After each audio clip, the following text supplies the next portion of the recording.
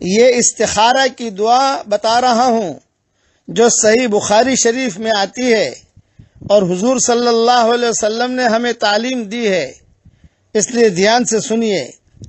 حضرت جابر ابن عبداللہ رضی اللہ تعالی عنہما فرماتے ہیں کہ رسول اللہ صلی اللہ علیہ وسلم ہمیں اپنے معاملات میں استخارہ کرنے کا طریقہ ایسے ہی اہتمام سے سکھاتے تھے جس اہتمام سے ہمیں قرآن مجید کی صورت سکھاتے تھے۔ آپ صلی اللہ علیہ وسلم فرماتے تھے جب تم میں سے کوئی شخص کسی کام کا ارادہ کرے اور اس کے نتیجے کے بارے میں فکر مند ہو، مثلا شادی کرنی ہے، 3 لڑکیاں ہیں، کس سے کروں؟ 3 شوہر ہیں، 3 مرد ہیں، کس سے کروں؟ کاروبار کرنا ہے، کون سا کاروبار کروں یا نہ کروں؟ یہ مطلب ہے اس کا۔ تو اس کے نتیجے کے بارے میں فکر مند ہو تو اس کو اس طرح استخارہ کرنا چاہیے کہ وہ پہلے 2 رکعت نفل پڑھے، اس کے بعد دعا کرے۔ اب استخارے کے دعا میں آپ کو پڑھوا رہا ہوں، آپ پڑھ لیجئے اور اس کا امیجز بنا کر بھی انشاءاللہ بھیج دیں گے آپ کو۔ پڑھیے میرے ساتھ۔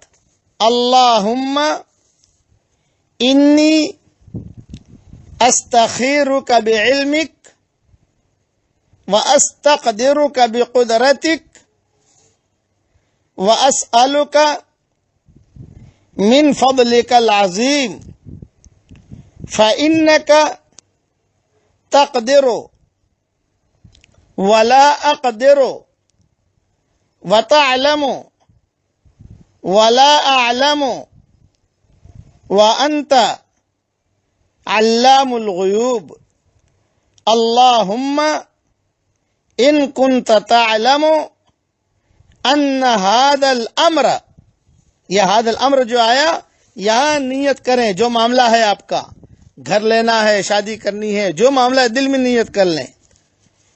خیر لی فی دینی و معاشی و عاقبت امری، اور دوسری روایت میں یہ بھی ہے او قال عاجل امری و آجلہ فاقدرہ لی ویسرہ لی ثم بارک لی فیہ وَإِن كُنْتَ تَعْلَمُ أَنَّ هَذَا الْأَمْرَ شَرٌّ لِّي فِي دِينِي وَمَعَاشِي وَعَاقِبَةِ أَمْرِي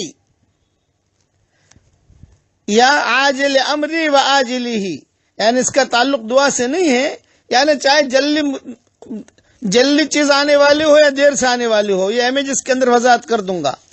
فاصرفہ عنی واصرفنی عنہ واقدر لی الخیر حیث کان ثم ارضنی بہ، یہ عربی جملے ہیں، یہ ہدیہ دیجئے۔